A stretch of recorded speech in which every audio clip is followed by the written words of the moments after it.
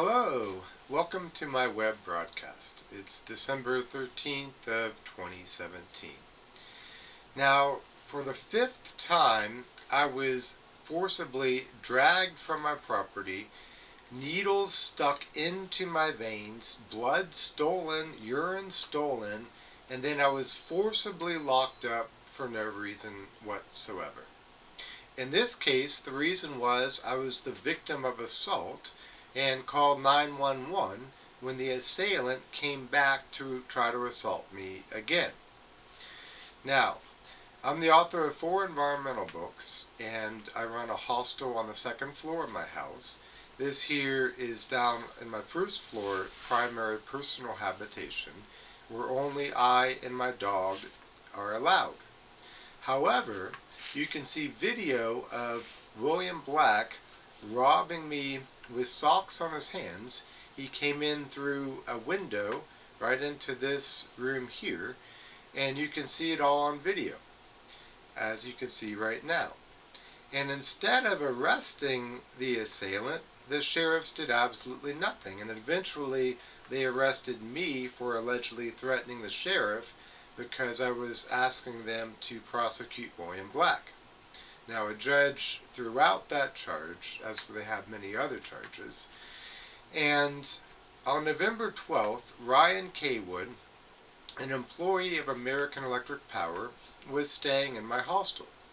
And you can see here the form that he signed, that if he had any intention of entering my first floor area, he was permanently banned from my property. It also is very clear that he needs to stay on the authorized paths, which obviously going past a locked gate is not. And here you can see the no trespassing sign that Ryan Caywood admitted to seeing. And here is a video of him breaking through my bamboo fence. And moments later, I saw this on video, came outside, and he threw me violently against my rain barrel, breaking at least 4 bones, including my right collarbone. It hurts every time I swallow. It hurts just to speak. It hurts to move my right arm. And there's also broken bones in my hands. Both of my pinkies were broken and other bones in my hands as well. So I called 911, and instead of the sheriffs coming out, they sent over the Nelsonville police, which they've done before because they're closer. Here you can see video of the Nelsonville police removing Ryan Caywood from my property. Now, they should have arrested him. He filled out a statement admitting to assaulting me and admitting to trespassing. And the police knew he was an obvious trespass and knew I was assaulted. However, they did not arrest him. And what happened is he then came back to my property while I was suffering from broken bones, trying to figure out what to do about it, trying to get to a hospital, but I don't have a car, and he kept coming back to my property. So I continued to call 911, and in one case, the Nelsonville police nearly ran me over in an SUV, trying to threaten me. And they did not arrest Ryan Caywood. However, they did drag me from my property after assaulting me.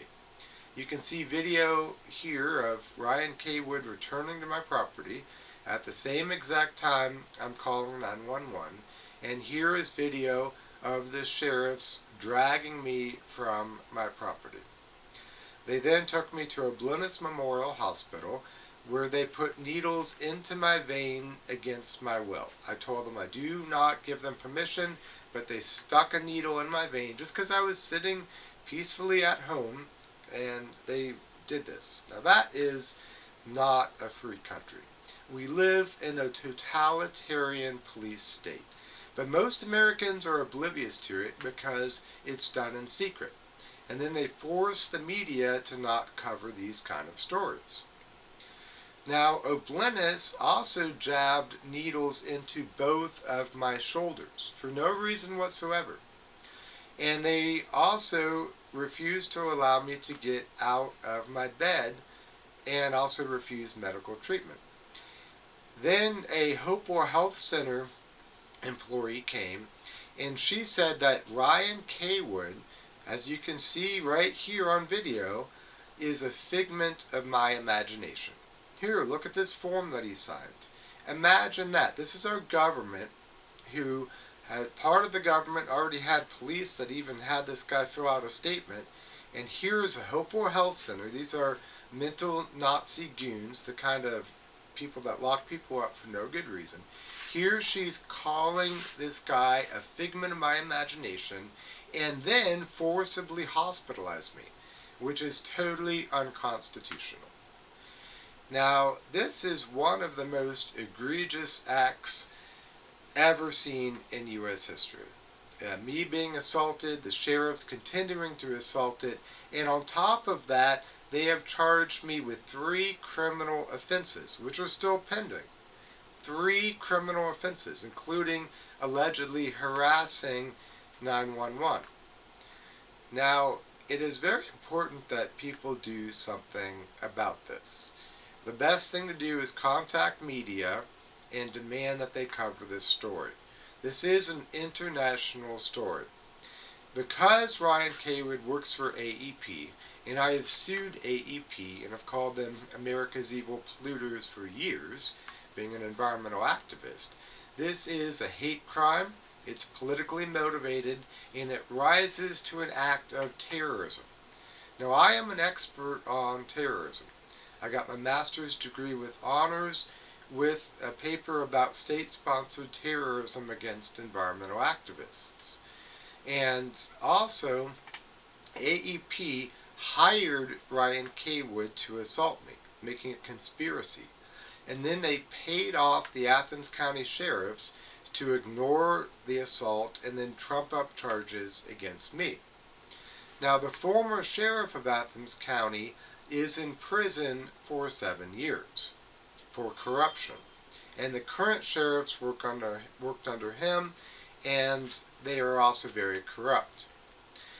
Now, I have filed more than 11 subpoenas for records, and instead of providing those records as required by law, the Athens prosecutors have filed motions, as you can see here, to quash my subpoenas. What are they hiding? A former assistant Athens County prosecutor was recently charged with stealing nearly $1 million from the IRS. Now, you can get involved because this is a pending case. I have not been found guilty. I have pled not guilty, and this will be coming up to a jury trial, so you can make a difference. And the number one way to make a difference is get the media to cover this. It'll be so obvious, so ridiculous in the eyes of the public, charges will be dismissed against me and then filed against Ryan Caywood, and we also need charges against the Athens County sheriffs and the Nelsonville police for dereliction of duty and assault and other crimes.